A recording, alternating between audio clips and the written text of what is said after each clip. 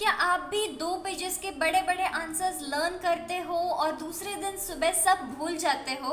तो अभी से ये डोंकी वर्क करना बंद कर दो, क्योंकि आज मैं आपको ऐसे ट्रिक्स बताने वाली हूँ जो यूज करके आपकी ये प्रॉब्लम जड़ से खत्म हो जाएगी। हाय, मैं हूँ संस्कृति। मैं एसएससी बोर्ड क्लास 10th के लिए बहुत सारे स्ट्रैटेजीज, हैक्स और टिप्स बताती हूँ, तो चैनल को सब्सक्राइब कर लेना ताकि आप कोई इंपॉर्टेंट वीडियो मिस ना करो। तो आज मैं आपको कीवर्ड्स से पूरी कहानी बनाना सिखाने वाली हूँ, यानी कीवर्ड से पूरा आंसर बनाना सिखाने वाली हूँ, जिससे आपको रट्टा मारना नहीं पड़ेगा। Okay, so let's take an example. आपकी जो साइंस 2 की बुक है उसमें पेज नंबर 8 पे एक आंसर है Lamarckism. Okay, so we will take it as an example और मैं आपको ये पूरा आंसर कीवर्ड से बना के दिखाऊंगी। तो लुक, हमारी स्टेप नंबर 1 है कि हमें पूरे आंसर से कीवर्ड्स निकालने हैं और इन कीवर्ड्स को कनेक्ट करना है एक दूसरे के साथ और फिर उसका एक आंसर बनाना है।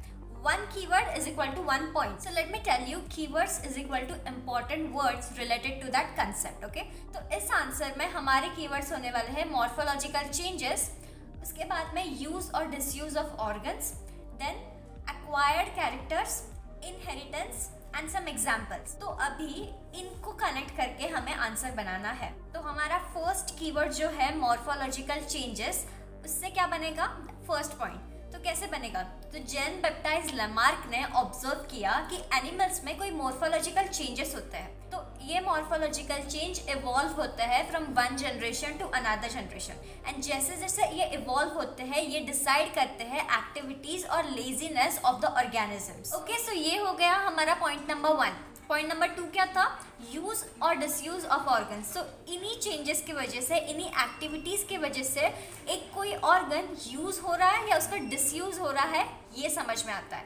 ये हो गया हमारा पॉइंट नंबर 2। तो अभी पॉइंट नंबर 3 में हम एक एग्जाम्पल देंगे। एग्जाम्पल क्या देंगे कि जिराफ की नेक लंबी क्यों होती है?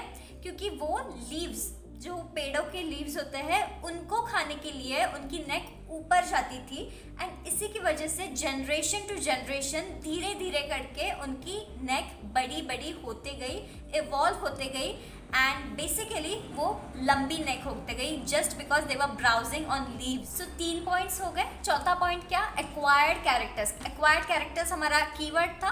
तो एक्वायर्ड कैरेक्टर्स क्या होते हैं? पहली वाली जनरेशन से कैरेक्टरिस्टिक्स उठाए हुए हैं इस जनरेशन ने।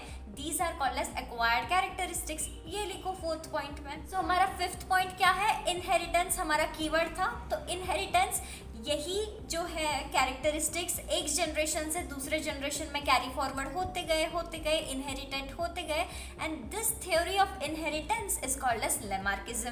तो यस, ऐसे ही आपको आंसर्स लिखने हैं, कीवर्ड्स को याद रखना है, उनको कनेक्ट करना है, उनकी स्टोरी बनानी है।